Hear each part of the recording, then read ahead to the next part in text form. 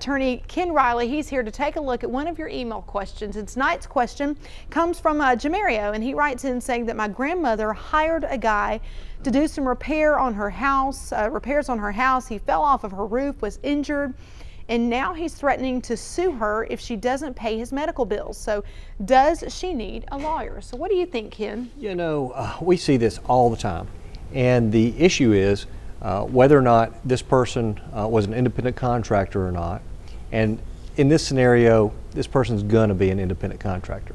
And it's very rare, unless there's something hidden, a hidden danger or something like that, that this person didn't know about, that you, the homeowner, did know about. You're probably not gonna be responsible if that person comes and climbs into a tree and cuts down some limbs and also falls and breaks his leg, or climbs on your house to do some gutter work or roof work. You're not going to be the one that's responsible for that. Now, do you need a lawyer was the question.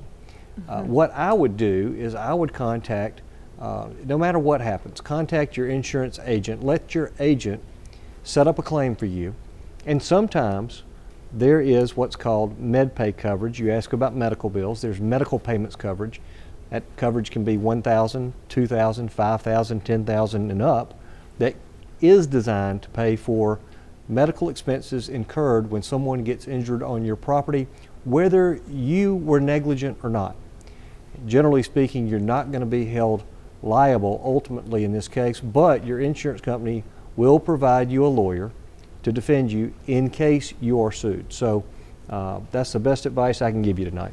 All right, we thank you for writing in your email question. For more information, go to Ken's website, deliveringjustice.com, or go to wbrc.com and click there on the law call link.